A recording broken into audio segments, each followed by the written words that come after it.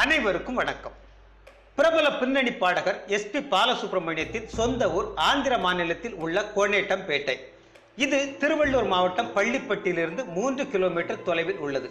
இந்த கிராமத்து மக்கள் தங்கள் மண்ணின் மைந்தனான எஸ்பி பாலசுப்ரமணியத்தின் 72வது பிறந்த நாளை எளிமையாக கொண்டாடினார்கள். முன்னதாக சொந்த கிராமத்திற்கு குடும்பத்துடன் சென்ற எஸ்பி பாலசுப்ரமணியம் அங்கு தான் பிறந்த வீட்டை பார்த்தார். பின்னர் அங்குள்ள கோவிலில் சாமி கும்பிட்டார். பின்னர் நடந்த விழாவில் பேசும்போது 72 ஆண்டுகளுக்கு முன் இந்த கோனேட்டம்பேட்டை கிராமத்தில் உள்ள சிறிய வீட்டில் நான் பிறந்தேன். எனது தந்தை கதா கலாட்சேபம் தொழில் செய்தவர். நான் சினிமா துறையில் நுழைந்த பிறகு உலக அளவில் புகழ் பெற்றேன். அதனால் என் தாய்மொழியான தெலுங்கை மறந்து நீண்ட நாட்களாகிவிட்டது. எனது தாய்மொழி இப்போது இசைதான். இந்த கிராமத்திற்கு நான் இதுவரை எதுவும் செய்யவில்லை. ஆனாலும் நான் பிறந்த இந்த கிராமத்து மக்கள் என் மீது வைத்திருக்கும் பாசம் என்னால் மறக்க முடியாது. நான் பிரபலமானதால் தான் சுதந்திரம் பறிபோனது. என்னால் தனியாக தெருவில் நடக்க முடியவில்லை. சாமி கும்பிட கோவிலுக்கு செல்ல முடியவில்லை.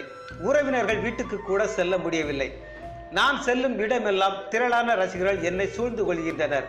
இதனால் என்னால் பிறருக்கு தொல்லை என்று எல்லாவற்றையும் தவிர்த்து விடுகிறேன்.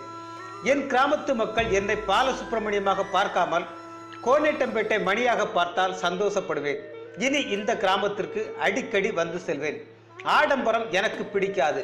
நான் ஆண்டவனை வேண்டும் போது கெட்டவர்களை நல்லவர்களாக்க வேண்டும், நல்லவர்கள் நன்றாக இருக்க வேண்டும் என்று வேண்டுவேன்.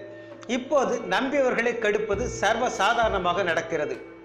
என்னை நம்ப வைத்து கெடுத்தவர்களும் இருக்கிறார்கள்.